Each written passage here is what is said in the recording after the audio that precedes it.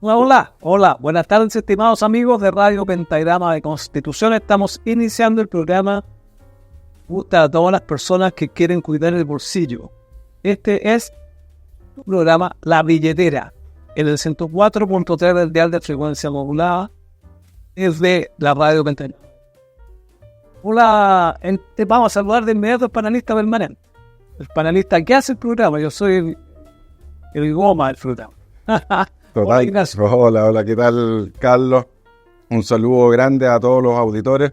Y aquí estamos de nuevo, San Viernes, para analizar qué es lo que ha sido o qué es lo que fue la semana noticiosa respecto a temas de economía y de finanzas que afectan a nuestra billetera. Bueno, pero antes que nada, para los que se van sumando al programa, tengo que presentarte, pues, Ignacio. Ignacio es ingeniero comercial. Tienes un magíster no me acuerdo en qué universidad. En la Universidad del Desarrollo. Ya, y además tiene otros cursos más. Sí, otros cursos de posgrado. Como he contado antes, uno de los más importantes, que no fue curso, pero sí fue la acreditación ante la CMF, que es lo que era antes la Superintendencia de Valores y Seguros. Ahí voy a explicar, de esto en este programa voy a explicar un poquitito ese tema de qué es lo que es la famosa CMF y de qué se trata, aludiendo a otro tema que traemos para hoy día. Ya, entonces ingeniero comercial, después un magíster en la Universidad del Desarrollo, tiene otros cursos por ahí, tiene un curso por allá por Estados Unidos, y así es que ese es Ignacio, el panelista permanente de este programa. Vamos a empezar entonces de inmediato. ¿Qué nos trae hoy día don Ignacio?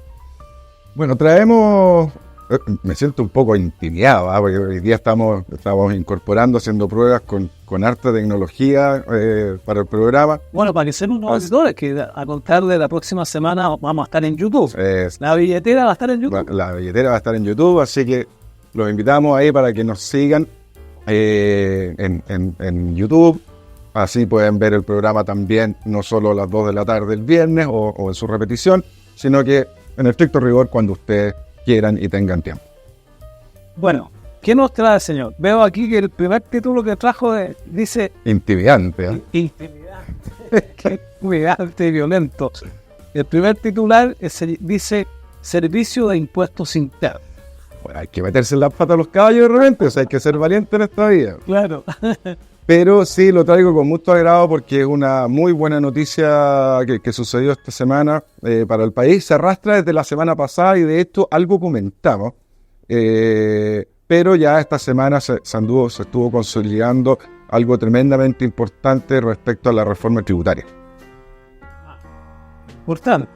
Así es. ¿Vamos a pagar más tributo? Esa es la mejor parte. No vamos a pagar más impuestos. Ya.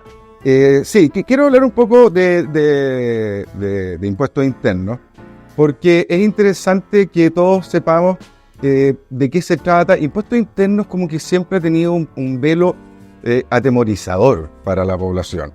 Y por eso quiero tocar este punto, cosa de que nos acerquemos un poquito más a este servicio, a esta institución, que efectivamente es la que tiene la labor de manejar, no de recaudar, sino que de manejar, de administrar todo el sistema, o casi todo, no todo, el sistema impositivo chileno.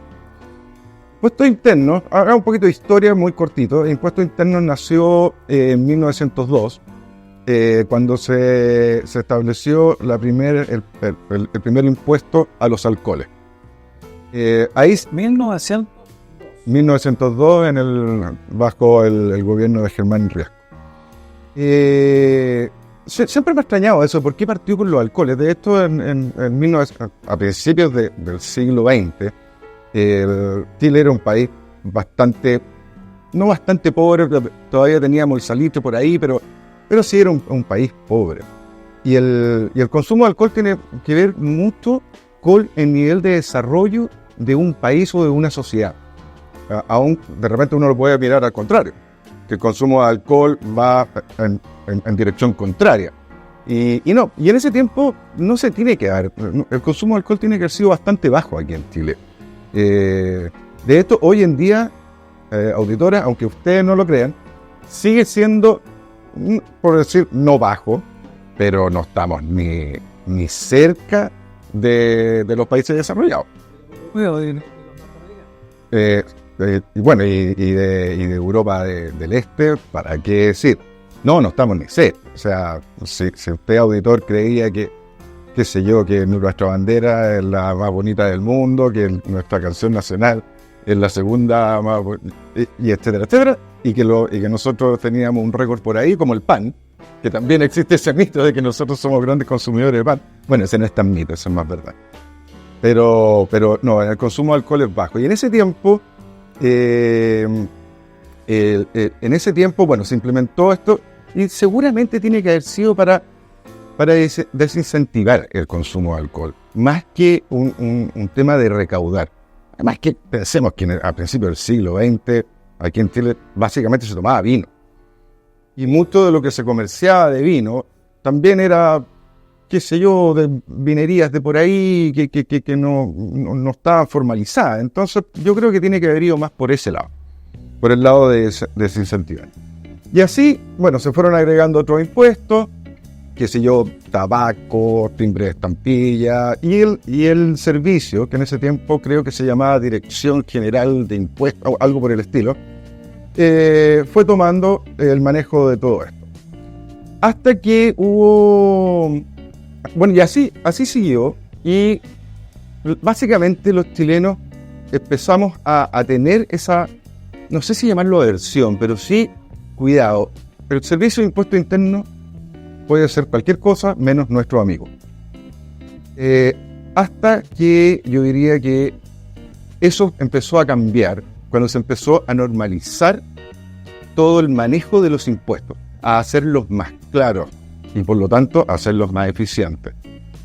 Uno de los grandes de los grandes directores que puso un punto de inflexión fue precisamente Javier Echeverri, que hablamos en el programa pasado. Ahora nuevamente está director de eso. Ahora está de nuevo como director subrogante desde el 1 de julio. Y Javier Echeverri estuvo bastante tiempo, estuvo 12 años.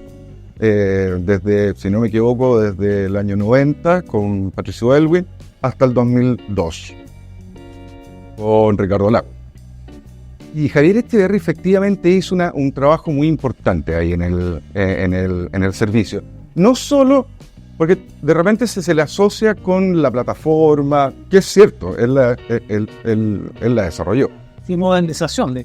Pero además, exacto, la modernización tuvo que ver con el cómo se percibe desde dentro de impuestos internos, cómo se percibe al contribuyente. Para exagerar un poco, para que quede claro, como que antes al contribuyente algo le iban a encontrar. Si a uno lo fiscalizaban, impuestos internos, algo iba a encontrar. Aun cuando uno pagara los impuestos, algo que el libro de compra, el libro de... En algo te iban a pillar y te iban a multar. Le buscaban. Perdón. Y ese concepto empezó a cambiar. Bruscamente, en el sentido de que Impuestos Internos es una entidad que nos ayuda en todo lo que pueda para que nosotros mantengamos en línea y mantengamos un orden en nuestros impuestos y en nuestros registros, tanto el pago, en nuestra contabilidad, y nos facilita en todo lo que puede, en todo lo que puede. De esto yo mismo, o sea, yo sigo fiscalizado por Impuestos Internos. Y la verdad de las cosas que debo reconocer, que lo único que recibí de impuestos internos es ayuda. Lo único. Y ayuda, guía. Mire, señor, usted haga esto, usted, qué sé yo, preocúpese de esto otro. No hay que tenerle miedo a impuestos internos. Más bien consultarle y ver cómo hacer las cosas bien. Sí, efectivamente estar cerca. Y bueno, de esto hoy en día es tanto así que uno entra a la plataforma, que se ve la declaración de renta, que es lo que uno más conoce. Uno entra a la plataforma, está las propuestas ya hechas, uno simplemente las revisa, están simplificadas, están más en castellano, no están esos códigos con unas descripciones que lo entiende el que lo escribió y nadie más. Hoy en día no, hoy en día es mucho más amigable todo eso. Y eso se empezó a producir ya fuerte con Javier Echeverri. ¿Qué es lo que pasó ¿Por qué Javier Echeverri fue tan importante?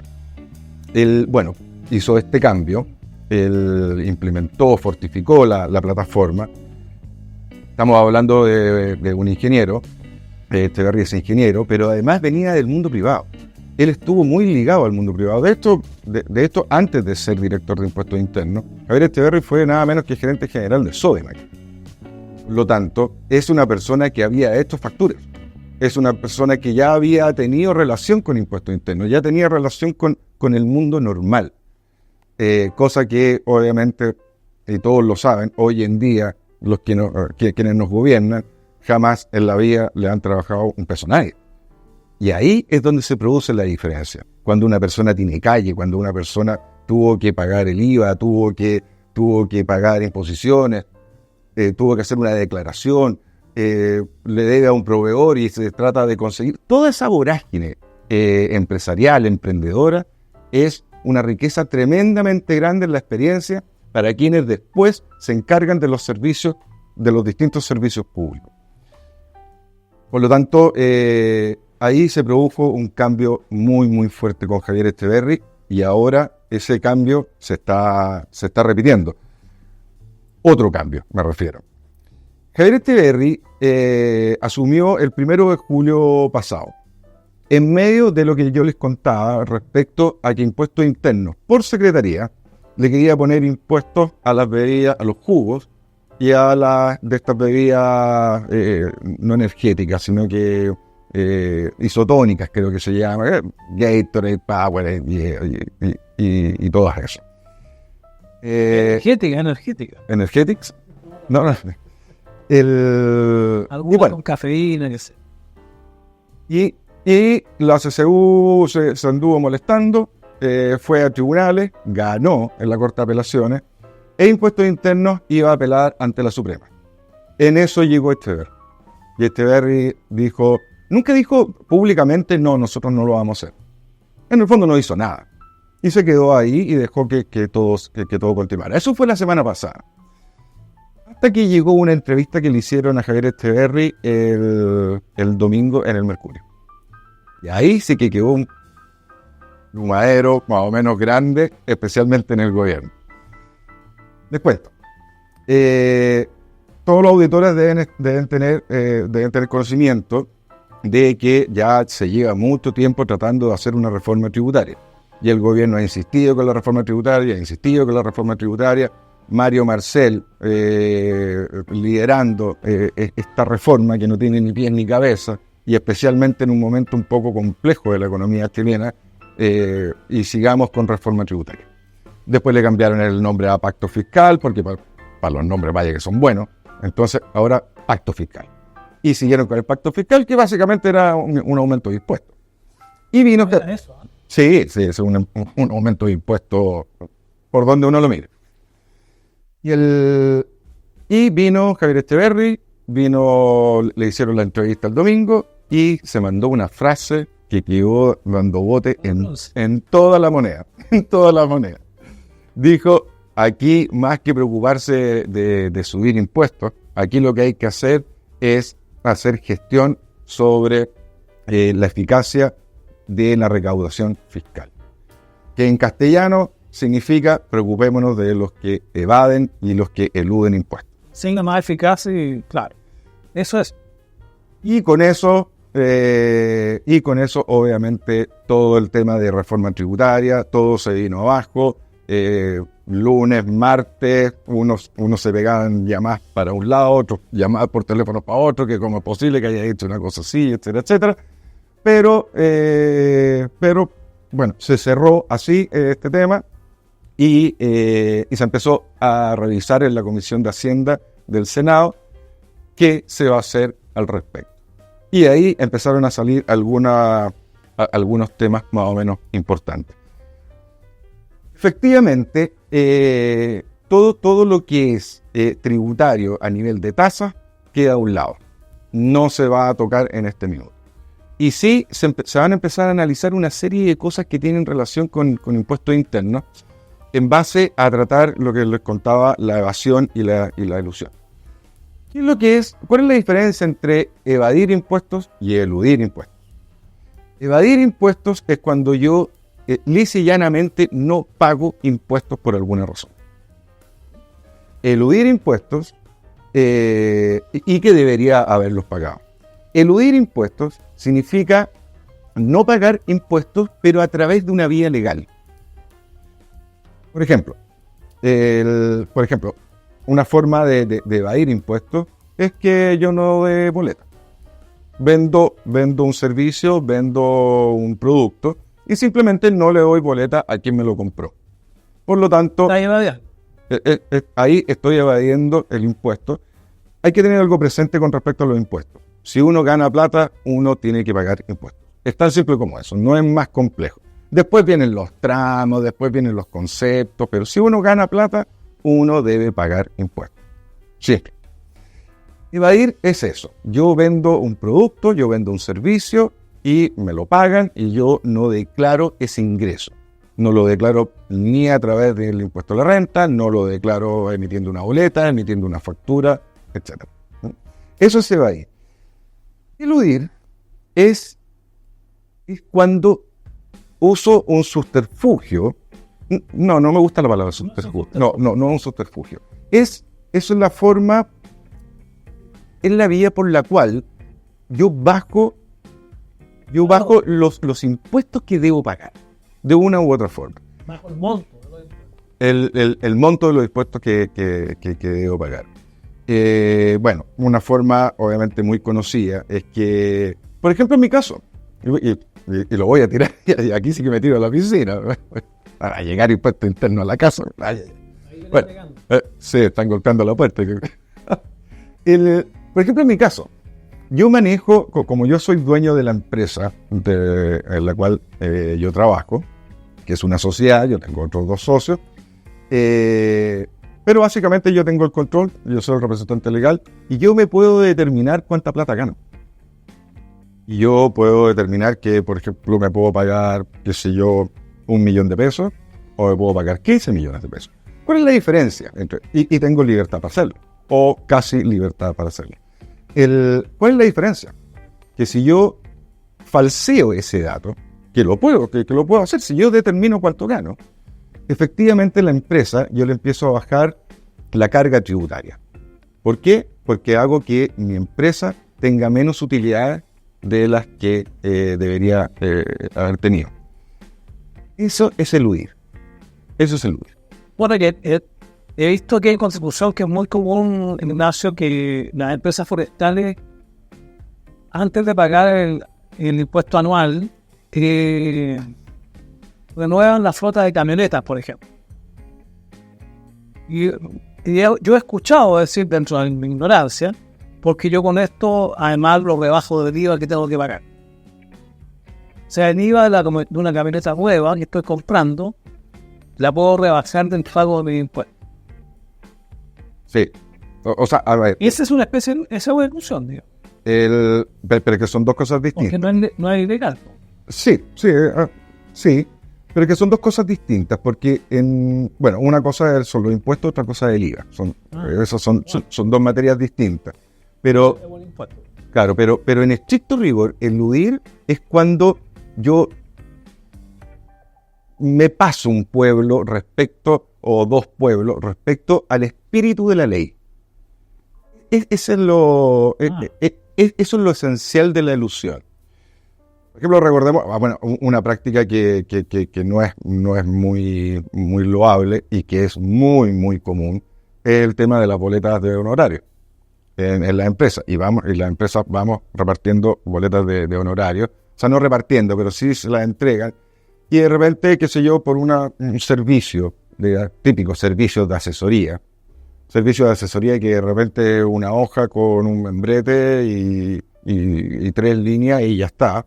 Y emiten una boleta de honorario más o menos abultada por ese servicio que recibieron. Claro, esa boleta es un gasto para la empresa y por lo tanto disminuye la carga tributaria que va a tener que enfrentar en la operación renta. ¿Y el servicio costaba eso? Bueno, nosotros somos libres de establecer cuánto cobramos por entregar un servicio de asesoría. Nosotros tenemos toda la libertad. Yo perfectamente, si a mí me piden un servicio de asesoría, yo puedo decir, sí, no, yo te cobro, qué sé yo, 10 millones de pesos. Un servicio que no cuesta ni 500.000 pesos. Y la contraparte es libre de contratarme por ese valor. ¿Está bien? No. Hay algo que no encaja. ¿Cómo le llamaron a eso? Ideológicamente falso. Claro. Que pasó mucho en la política, pasó con el Grupo Penta, después pasó con Sokimit, y allí quiero entrar a un tema. Mira, me encajaste justo el tema, porque es el último tema que quiero hablar respecto a impuestos internos. Pero espero que se haya entendido bien la diferencia entre evadir y eludir. Por decirlo de alguna manera, evadir es un delito. Eludir moralmente y éticamente no es correcto. Ahora, uno se puede equivocar de repente y estar eludiendo impuestos sin querer. En los casos de... Claro, eso te iba a decir yo. En los casos de la elusión, impuestos internos lo que hace es corregirte. Exacto. Entonces, existe la posibilidad de que uno se equivoque y que uno esté eludiendo impuestos sin querer hacerlo, sino que uno pensaba que esto estaba bien y no estaba bien, estaba forzando el espíritu de la ley. Bueno, ahí efectivamente es cuando entra impuesto interno y a uno lo corrige. Y a uno le dice, en vez de te voy a pasar una multa, presentes aquí, nos vamos a ir a tribunales. No, si el impuesto interno lo que quiere es que las personas paguen sus impuestos y tengan un orden tributario en sus actividades, ya sea... Y cumplan la ley tributaria. Y cumplan la ley, exactamente. Entonces, me dejaste claro, frente al último punto, que es lo que se estaba conversando en la Comisión de Hacienda respecto a las atribuciones, a la gobernanza de impuestos internos. ¿Cómo va a funcionar ahora? No me acuerdo quién era el director de impuestos internos cuando sucedió o cuando estalló el caso Sokimit, de la boleta ideológicamente falsa. No me acuerdo quién era. Pero en ese tiempo, impuestos internos, bueno, ahora también, impuestos internos tenía la facultad de querellarse. Y ahí podía entrar la fiscalía. El impuesto interno se iba a querellar. La presidenta de entonces, la presidenta de Chile entonces, tomó al director de impuestos internos, lo sacó y puso a otro. Y ese otro no hizo nada. No presentó querella. No presentó absolutamente nada. Y claro, ahí estaban metidos una cantidad de políticos, pero innumerables. Bueno, déjame hacerte un aporte. Para que la gente nos entienda claramente, no tiene por qué saberlo, no cualquiera puede demandar a otra persona. Entonces, en esto se encuadra que no cualquiera podía denunciar, fíjese, denunciar el delito que estaba cometiendo con las boletas ideológicamente falsas. La ley había establecido previamente que la única persona que podía querellarse o denunciar era impuestos internos. Recurrir a la justicia. Por esa misma razón, en un delito como ese, no podía un particular cualquiera recurrir a presentar una querella contra esa empresa, porque la ley decía que el único que podía hacerlo era impuestos internos. Que el perjudicado. Se llama acción. ¿Quién tenía la acción en este caso? Era impuestos internos. No podía hacerlo otra persona, cuando la norma general en el mundo es que cuando tú ves un delito, cualquiera lo puede denunciar. Y es más, tienen la obligación de denunciar si está viendo que se está cometiendo un delito. Hay una obligación legal también que eso se puede sancionar. Así es. Encubrimiento, por ejemplo. Y especialmente en el caso de impuestos internos, porque hay un perjuicio fiscal. Exacto, pero en este caso solamente podía accionar impuestos internos. Y por esa razón, impuestos internos accionó contra algunas empresas y no accionó contra otras. Eso fue lo que pasó. Radio Pentagrama en el 104.3 del dial de secuencia modulada, desde la ciudad de Constitución, transmitiendo para todo el mundo. Bueno, vamos a seguir con La Billetera, este programa que se preocupa de su bolsillo, de que no disminuya en forma gigantesca. Así es. El bolsillo tiene que estar apretadito ahí. Vamos a seguir entonces, estábamos en el tema de impuestos internos. Ya estábamos terminando ese tema. Sí, quería mencionar un último punto, el que tiene relación con lo que se está viendo hoy en día respecto al funcionamiento y la gobernanza de impuestos internos. Ya tuvimos la buena noticia de que por el lado de alza de impuestos esto no va a ir, sino que va a ir principalmente por empezar a manejar mejor la evasión y La recolección. La recolección. O sea, piensa, y no es un tema menor, o sea, aquí estamos hablando de grandes empresas, pequeñas empresas. Imagínense todo lo que es el comercio ambulante. No tanto que en Constitución, sí, pero en Santiago es una locura. Que no pagan impuestos. Y no pagan impuestos. Entonces, ahí tiene una labor tremendamente grande de impuestos internos de dónde empezar a ordenar la casa. Porque en este minuto está muy, muy desordenada en ese sentido. Yo no sé qué pasó, yo no sé en qué minuto sucedió todo esto, pero en este minuto está muy, muy desordenado. Hubo una explosión, una eclosión, no sé cómo llamarlo, una bomba atómica de negocios pequeños, ambulatorios y algunos no tan ambulatorios, que pagan impuestos, que no pagan impuestos, sencillamente no tienen patente, no tienen... No, nada. Allá en Santiago, qué sé yo, hay una zapatería establecida que paga impuestos, y afuera hay una persona con un trapo con los mismos o con los zapatos muy similares, pero afuera de la zapatería, digamos. Y eso sucede mucho. Claro, el que está afuera no paga nada, pero lo peor es toda la cadena para atrás. Si el que está afuera no fabricó los zapatos, no los importó, no tiene las bodegas, entonces, ¿qué pasa con todas esas empresas que no deben ser chicas, que proveen a ese vendedor ambulante o a ese vendedor que está afuera? El último de la cadena. Hay una cadena hacia atrás. Ahí se va al consumidor y chao. Claro. Oye, mira, antes de cambiar de tema, Ignacio, me gustaría que hiciéramos ¿qué significa gobernanza? A ver, la gobernanza es base... ¿Es como la administración? Sí, pero va más allá de la administración, porque la gobernanza establece la forma en la cual, valga la redundancia, se hace gobierno, se gobierna una institución. Una forma de... Sí, exactamente. En este minuto, impuestos internos, que ha funcionado. Estamos hablando de impuestos internos, uno de los servicios más avanzados y que mejor funcionan en el mundo. Estamos hablando de impuestos internos chilenos.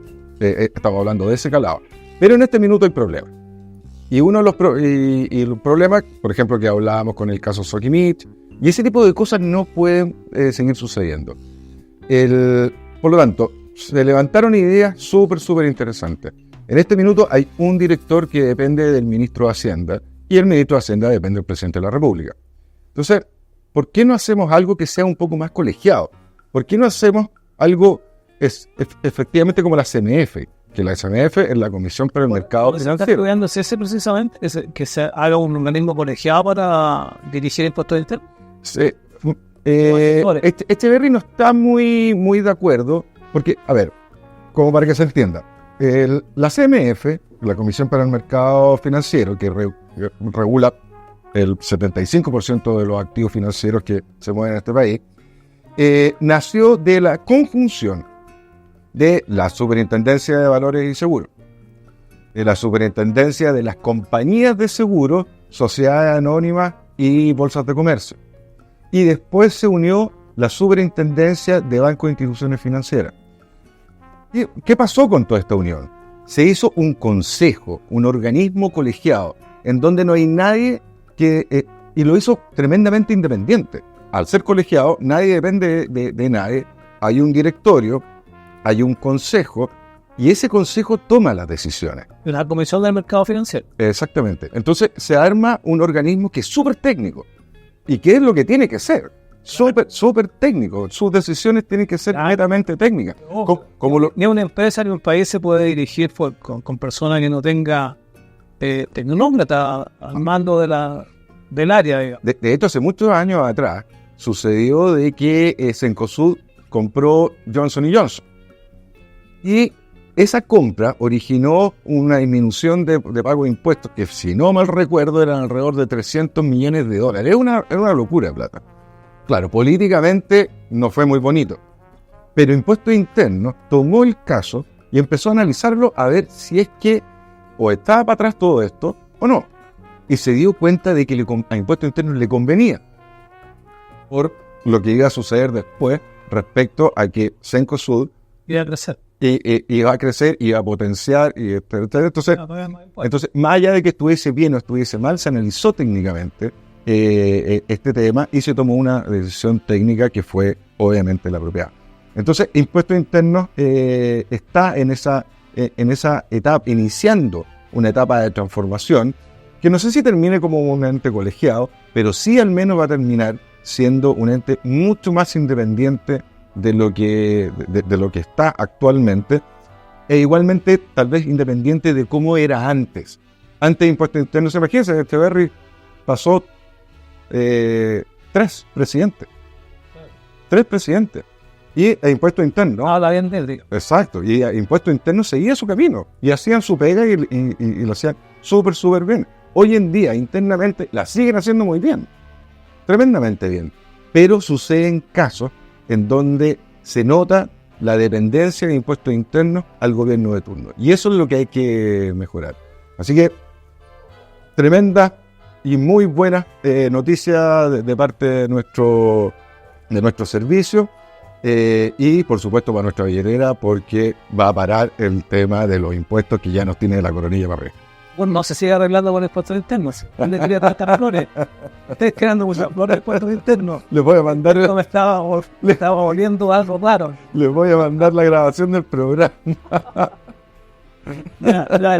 Me imagino que no, pero... ¿Qué continúa, señor? ¿Con qué vamos a continuar?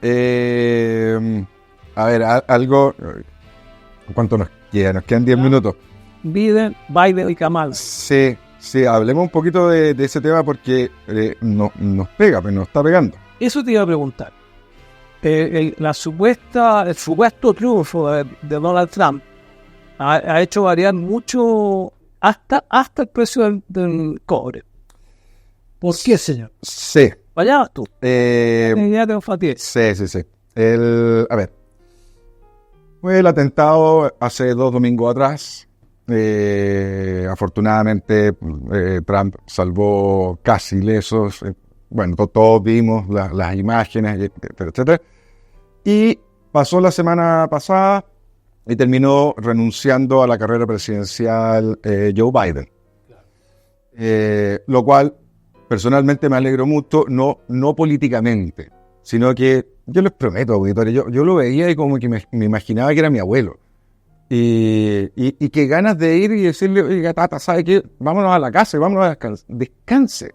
Aproveche sus últimos días tranquilos. Tenía lagunas mentales incluso frente a los medios de comunicación. Bueno, de esto yo vi parte del debate. No vi el debate. No lo vi entero. Pero, bueno, no veo ni entero los debates chilenos. Y a ver, entero allá. Pero sí era impresionante cómo Biden se va. De esto daba la impresión, yo me ponía nervioso porque de repente daba la impresión, sí, de repente daba la impresión que se estaba quedando dormido. Entonces, sí, el hombre debe descansar y debe disfrutar sus últimos días. Además que plata no le falta. Plata no le falta. De esto yo he llegado a pensar que estuvo tan firme ahí como candidato, porque Biden, dentro de los demócratas, Biden es un demócrata más o menos promedio, políticamente. Pero toda la gente que tiene por detrás es mucho más extrema que él. O sea, estamos hablando de que Kamala Harris es como el Frente Amplio aquí en Chile. Y todo ese conjunto de personas. Por lo tanto, yo creo que Biden lo quería hacer un poco por patriota, por mantener calmado eso. Pero bueno, no dio más, no se pudo estirar más el tigre. Biden tuvo que renunciar a la carrera. Y aun cuando no hay candidato oficial de los demócratas, eso va a ser a principios de agosto, si no me equivoco, Kamala Harris, que es la actual vicepresidenta, estaría asumiendo. ¿Dónde se produjo el problema? Bueno, de hecho, el miércoles pasado las bolsas se desplomaron, porque Kamala habló el martes, y habló, bueno, una serie de cosas, entre ellas volver a subir el impuesto, los impuestos corporativos, ese impuesto de primera categoría que tenemos nosotros. Estados Unidos lo tienen 25 en este minuto, o 21, no me acuerdo, si 21 o 25. De esto, el que los bajó fue Trump, en su periodo anterior, y Kamala dijo abiertamente que los iba a volver a subir, siendo que Trump estaba ofreciendo bajarlos aún más. Entonces, bueno, y más encima salió una encuesta en donde Trump y Kamala Harris van, pero nariz con nariz. Y eso no le gustó mucho a los mercados, y el miércoles estamos hablando de caídas de, 4%, 3,5%, no, caídas muy, muy fuertes para un día. ¿Dónde nos toca a nosotros todo esto? Nos toca más por el lado de Trump. Nos está tocando ahora. Porque Trump se mandó unos comentarios respecto a lo que va a ser su eventual futuro gobierno, respecto primero a aranceles. Y se anduvo enojando el hombre y dijo: nosotros le vamos a cobrar un arancel del 10% a todo producto que entre a Estados Unidos. Y un 60% a los chinos. Y un 60% a los chinos. Ese 10% no nos toca mucho a nosotros. Pues tenemos un acuerdo de libre comercio. Exactamente. Nosotros tenemos un tratado vigente con Estados Unidos, por lo tanto, nuestros productos siguen entrando con arancel cero. Después dijo lo de China. Y más encima, de la mano con su actual candidato a la vicepresidencia, que es James David Vance. Y Vance dijo: no me gusta que China haya robado tantos empleos norteamericanos. Así, sin anestesia, la tiró: no me gusta China. Y Trump dijo: todos los productos chinos van a empezar a entrar con un 60%. Un 60% de arancel es una locura. Es cerrarle la frontera. Es imposible que China pueda competir con absolutamente nadie, ni en Estados Unidos, con un arancel de ese tamaño. ¿Qué fue lo que sucedió? El cobre se desplomó. Nosotros teníamos un bonito cobre en 4.6, 4.7, un boom de precios del cobre. Muy alto. Y seguimos teniendo un precio alto en este minuto. Bajó como al 4.2. Pero era más bonito el otro precio. Y lo mismo hizo el litio. Por lo tanto, nos pegó nos pegó más o menos fuerte, especialmente por el lado del cobre, porque en este minuto el cobre está en, se los digo el tiro, 4, no anoté la variación, pero debe estar en 4.1, 4.09, fue la última vez que lo vi hoy día en la mañana, 4.1 debe estar en este minuto. El problema es que el presupuesto para este año, el presupuesto del Estado para este año, fue elaborado con un precio del cobre de $4,3 la libra. Por lo tanto, en este minuto estamos a nivel presupuestario, estamos navegando bajo el agua. ¿Por qué se hace eso, calcular a un precio que sabemos que fluctúa todos los días? Lo que pasa es que exactamente igual que la... Hay que usarlo, digamos, sí. Pero ¿por qué uno más alto que...? Porque lo que pasa es que hay que hacer un presupuesto. De hecho, uno en la casa, usted auditor, tiene que hacer un presupuesto. Usted tiene un presupuesto en base a lo que usted va a ganar más adelante. Y de hecho, si se puede dar la lata, incluso uno puede hacer un presupuesto para el semestre o para el año. Ya en octubre voy a cambiar el auto. ¿Por qué? Porque voy a tener ingresos futuros que voy a poder ahorrar. ¿Qué sé yo? Uno se va organizando. Puede uno organizar cuánta plata voy a gastar, qué sé yo, para las vacaciones, para la Pascua. Y uno hacerse un presupuesto. Pero cualquier mortal va a incluir la inflación.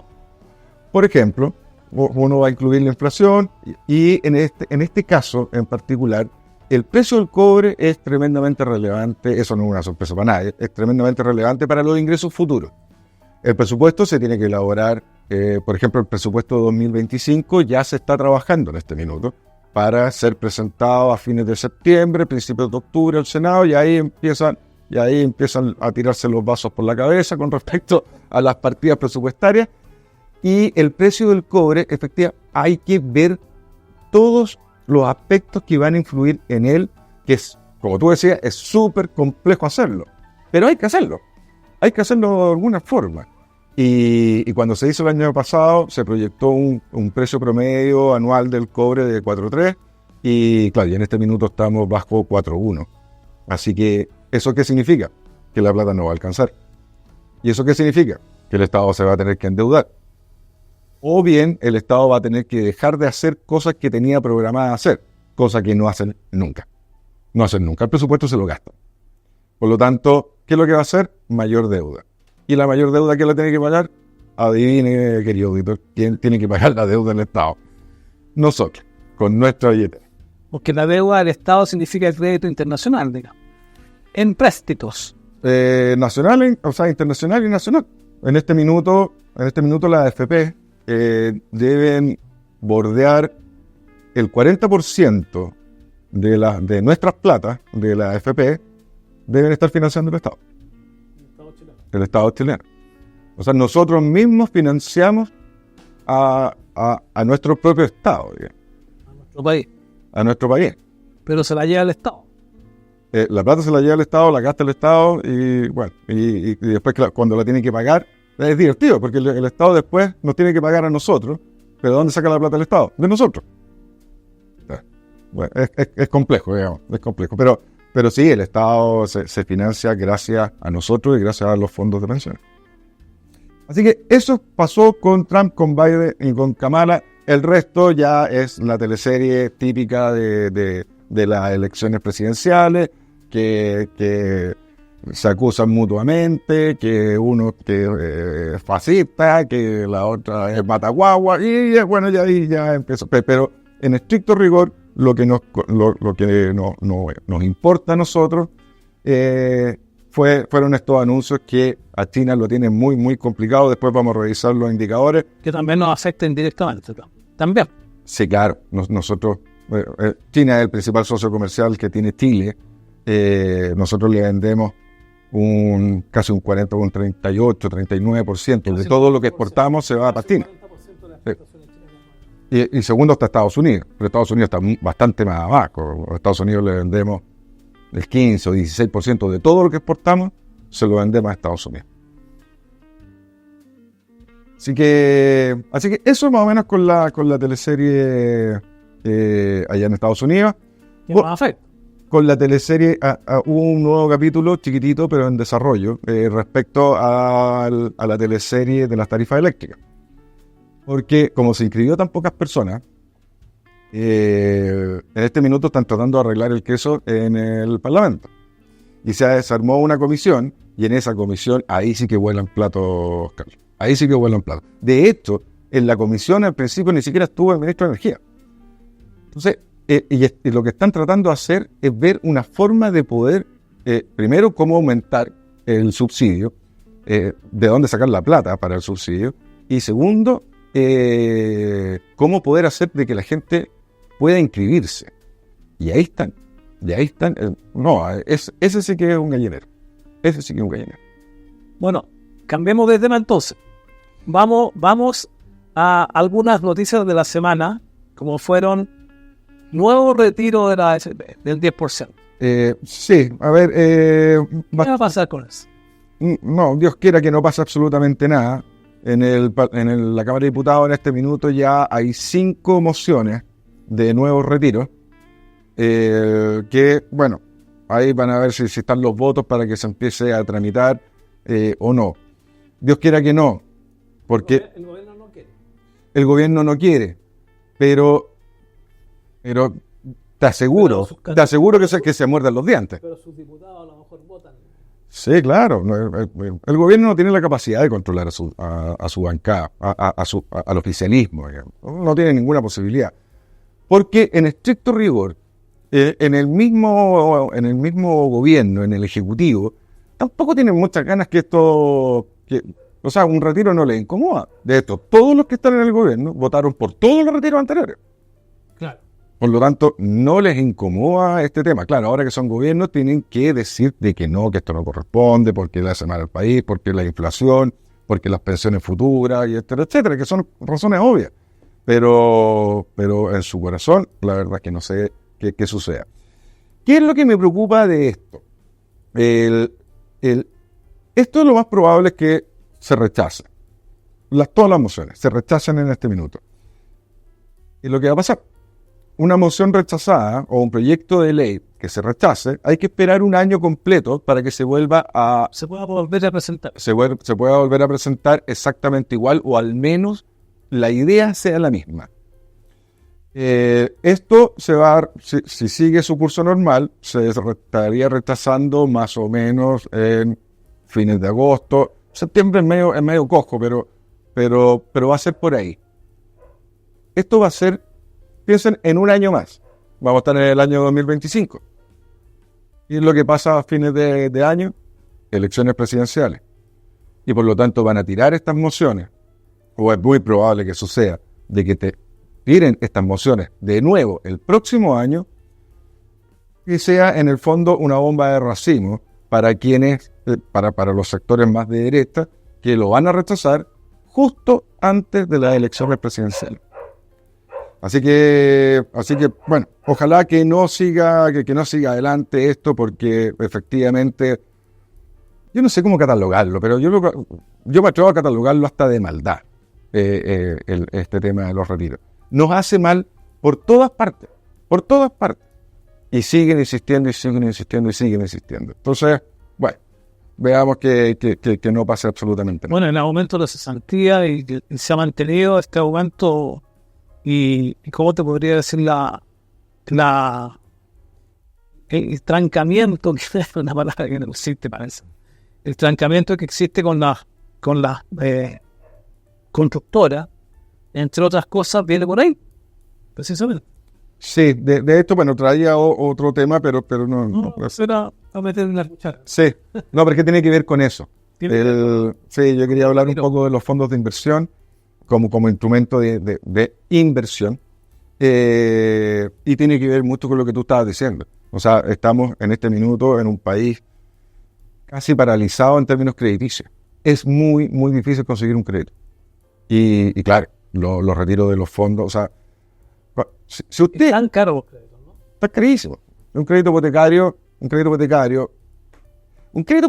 en septiembre de 2019, justo antes de la insurrección, estaba en UF más 2, UF más 1,8% anual, estamos hablando. Hoy en día, ese mismo crédito está en UF más 5%, 5,5%, y lo peor es que los requisitos para dar un crédito hipotecario se elevaron, pero al cuadrado. Antes, qué sé yo, te daban un crédito hipotecario uno tenía el 10% del pie, y el crédito hipotecario te lo daban por el 90% restante. ¿Y qué plazo quiere, señor? ¿20? ¿25? ¿30 años? ¿Cuánto usted gana? Todos esos factores cambiaron hoy en día. Hoy día ya no existen los créditos hipotecarios que sean más de 20 años. Es rarísimo. Y el nivel de cobertura en términos de ingresos es mucho más alto que lo que era antes. Y bueno, todo eso se estancó, pero ese va a ser un tema. ¿Alcanzamos un tema que podemos tocar la próxima semana? ¿Alcanzamos a hablar de los mercados? Sí, claro. Bien, los mercados, esta semana, el miércoles, lo que les conté, pegó en todas partes los dichos de nuestra amiga Kamala Harris. Pero básicamente, como resumen de lo que fue la semana, el dólar bastante plano, sigue en 0,2. Ya había aumentado ya por todo este problema en China respecto a lo que está sucediendo en Estados Unidos. Así que de 909, 908 saltamos a 940 y ahí nos estancamos. El cobre cayendo lamentablemente un 1,2%. El petróleo, al menos ahí nos salvamos un poquito, cayendo también un 2,3%. Nuestra bolsa, ANIPSA, cayó un 2,1% también, al igual que lo hizo Latinoamérica, completo, 1,4%. Latinoamérica ahí está muy complejo el tema con Brasil. Brasil solo debe pesar más del 30% de lo que es la economía en Sudamérica. Y claro, y Brasil está con bastantes problemas, está con un estancamiento en su crecimiento, está con una tasa muy alta todavía y nos han atrevido a bajarla fuerte. Bueno, el litio no se movió en esta semana, siguen exactamente el mismo precio, 35.500 yenes la tonelada, se mide en toneladas. Y por el lado de Estados Unidos, bueno, una semana compleja, el Standard & Poor's de Estados Unidos ahí cayó un 1,3%, y el Nasdaq, que es más tecnológico, pero también hay muchos otros tipos de compañías que han sido de consumo discrecional. No es solo tecnología el Nasdaq. Cayó nada menos que un 3,4%. Además, se sumaron los reportes de algunas empresas, especialmente Tesla, que de hecho Tesla presentó su reporte de ganancias.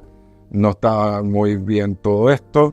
Y el presidente Elon Musk, que espero que los auditores hayan oído alguna vez de Tesla y Elon Musk, el de los satélites, el de las naves Starlink, el de las naves espaciales,